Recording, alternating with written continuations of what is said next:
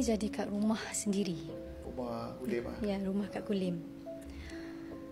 Yang peliknya, dia sering terjadi masa arwah ayah, sebelum arwah ayah meninggal. Masa saya form 1 ke 2, dia start.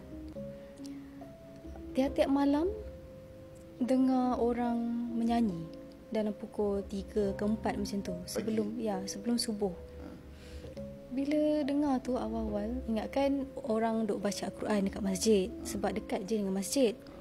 Tapi bila dengar balik, dia bunyi macam nyanyi orang-orang Jawa sikit. Orang Jawa ataupun Siam belah-belah situ lah kan. Jawa macam dah.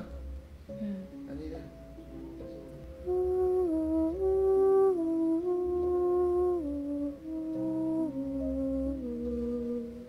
Macam tu lah, lebih kurang macam tu. Lebih kurang macam tu. Boleh bantai dia? Macam ni. Sekali lagi. Macam tadi. Nak tutup telinga. Biar apa dengar lagi. Dia bunyi dia, walaupun tak dengar lirik dia, tapi bunyi alunan dia lebih kurang begini.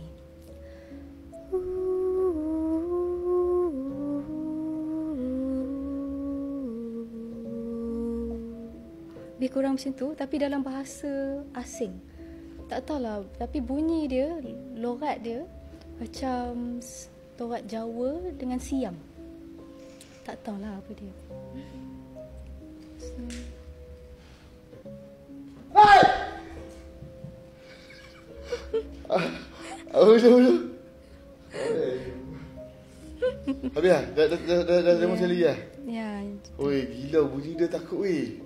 Hang bayangkan malam-malam hang kat rumah dengar benda tu weh. Gila takut weh. Betul. Ush. Lepas tu bila you dengar tu, you jadi macam mana? Bila first time dengar tu memanglah takut kan. Memang seram. Tapi bila dah lama tu dengar setiap hari tu dah join dia? Takkanlah nak join. Kalau macam tu tak boleh lah. Sebab I pun hantu juga. I akan jadi territorial sikit. Oi. Tak boleh. Maksud dia you dengar lah. Perasaan takut tu lama-lama hilang sebab benda tu dah jadi kebiasaan. Ya, dah biasa sangat.